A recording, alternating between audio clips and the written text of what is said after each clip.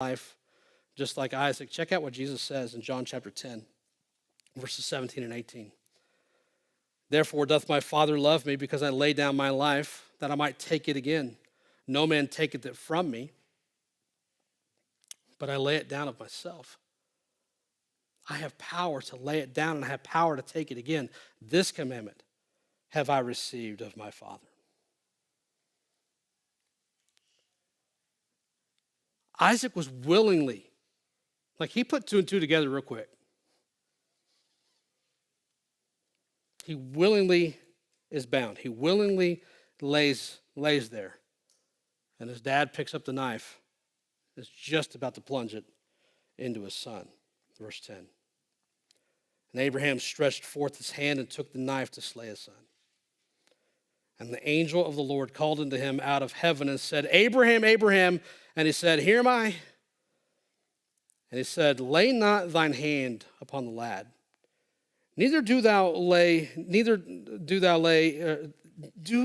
anything unto him, for now I know that thou fearest God, seeing thou hast not withheld thy son, thine only son, from me. And Abraham lifted up his eyes and looked, and behold, behind him a ram caught in the thicket by his horns. And Abraham went and took the ram and offered him for a burnt offering in the stead of his son. So God provides a substitute to be sacrificed, doesn't he? And Jesus is that sacrificial substitute. He took your sin and my sin upon himself to become that sacrifice. God provided himself a lamb. He doesn't expect you to sacrifice yourself to get to him. He becomes that sacrifice himself. That's amazing, isn't it? Hebrews chapter 9, verse 13 and 14. He says, For the blood of bulls and goats and the ashes of an heifer, sprinkling the unclean, sanctifies to the purifying of the flesh. That's talking about the Old Testament sacrifice. Verse 14, how much more shall the blood of Christ, who through the eternal Spirit offer himself without spot to God, purge your conscience from dead works to serve the living God. 1 John chapter 4, verse 10, herein is love, not that we love God, but that he loved us and sent his son to be the propitiation. There's a word you use every day. What does propitiation mean? Replace, to stand in the place of. Right? You ever played ghosty remember playing baseball? We always had ghosties, right? That's propitiation. Somebody's in the place, right? Doing that. I just love that. Genesis 22 is a beautiful picture of the crucifixion of Christ. And now you'll never unsee it. If you've never seen that before, you'll never unsee it. It's pretty cool. Now go to Exodus chapter 12. This is so cool. So we've already established that Jesus is the Lamb, right?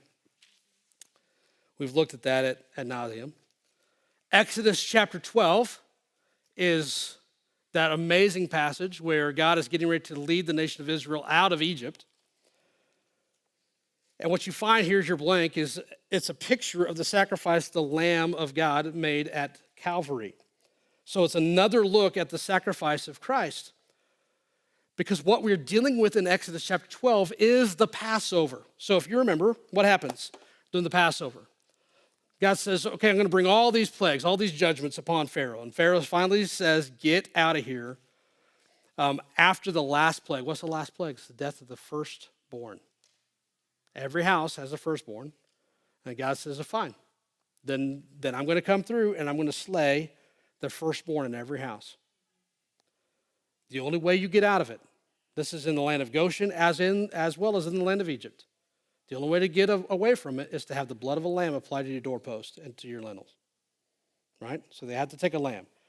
They had to kill it, sacrifice it, take the blood, use hyssop and spread it upon the doorpost and the lintel. And then at midnight, I think it was, God came through.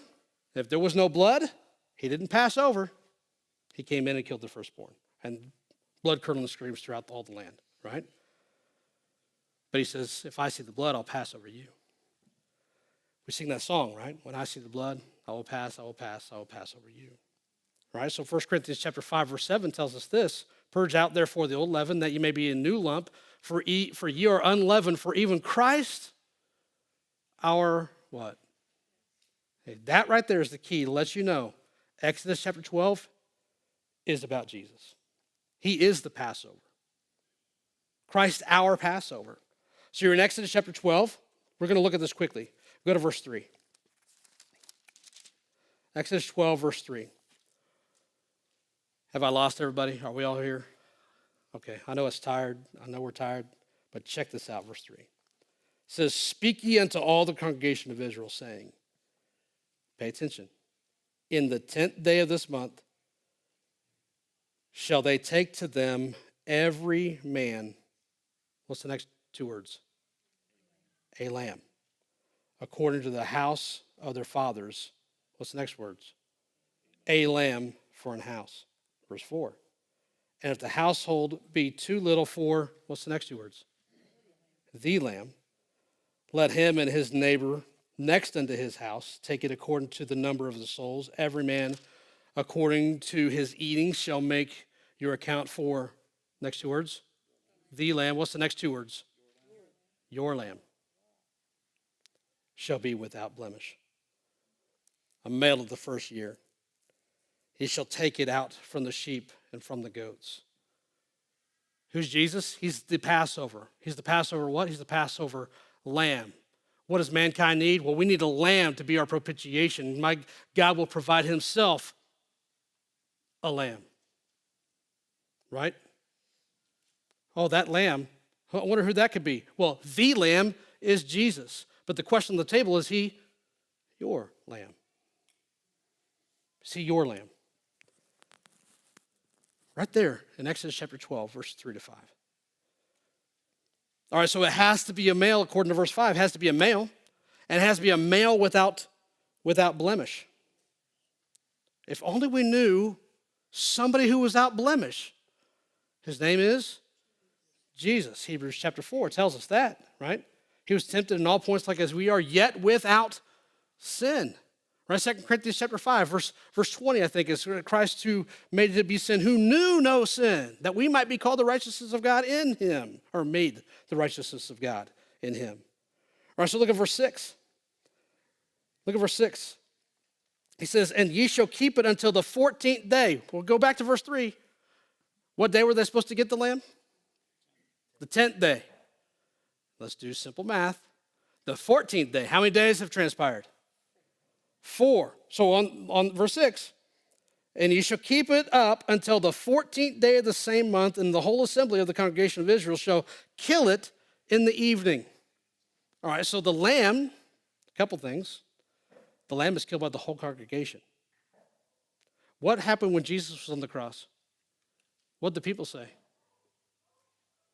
The people says his blood be upon us and upon our children. Crucify him, crucify him, crucify him. The whole congregation killed him. But it says on the 14th day. So there's 4 days. They're supposed to observe this lamb for 4 days. Interesting. How many days transpire between the crucifixion and the resurrection and the whole process of observation? That's fun to check out. So historically, it's on the 4th day. But doctrinally, we learned something. What do we know about the days? A day is with the Lord as 1,000 years, 1,000 years as one day. We know that that 7th day was given unto us as a day of rest, teaching us that the millennial reign of Christ, that 7th day of human history, will be 1,000 years long. We're on the 6,000 years of human history. The 7th day is yet to come, the millennial reign of Christ. So we can lay out human history in accordance to 7,000 years. What was happening on that 4,000th year? Jesus. Jesus shows up on the 4th day of human history, and that's where he's killed and crucified. Very interesting. Very interesting. Look at verse 7. And they shall take of the blood and strike it upon the 2 side posts and on the upper door posts of the houses wherein they shall eat. The blood has to be applied, doesn't it? Has to be applied to each individual home. Has to be applied to each individual heart. Just because a parent gets saved doesn't mean the children are automatically saved. Right? Just because a neighbor does something doesn't mean you're automatically. Does this make sense? has to be done individually to each house. Skip down to verse 10.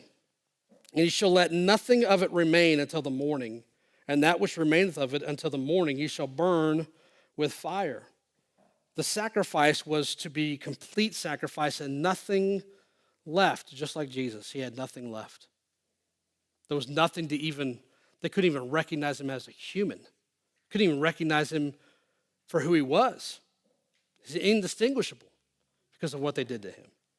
There was nothing left. Skip over to verse 51.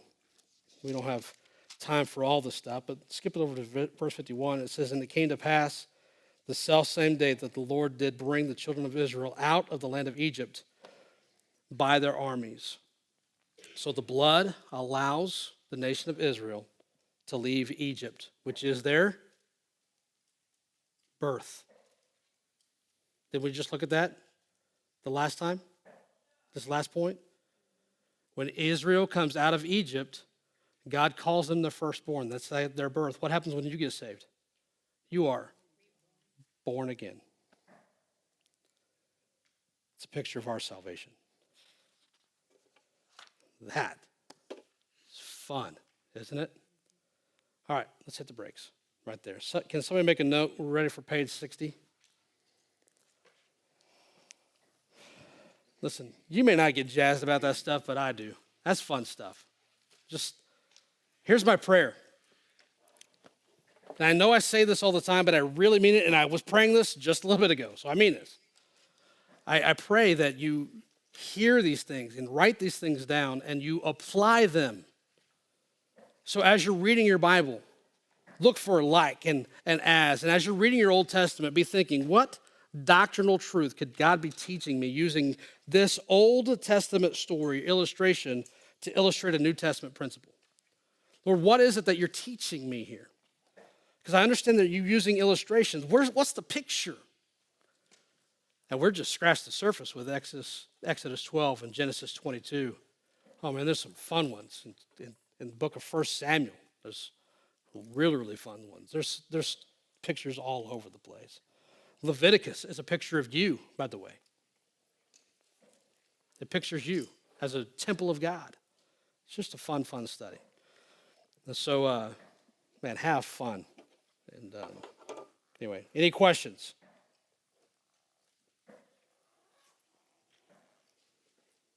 No? No questions yet? I like questions sometimes if I can answer them, because sometimes I feel foolish. All right. All right, we got a few minutes. Keep praying for Bert. I have not gotten an update. I meant to go out there yesterday. Wow, days are running together. So Lord willing, I'm going to go out there tomorrow, see him. And then Raymond is doing better. He had hip replacement surgery, so he's rather sore. And he's got Sharon in the house, so pray for him. Yeah. Right? So, yeah, definitely. Can you hit stop on this, Mason? Yeah. Yeah. Love you, Sharon. Pray for them.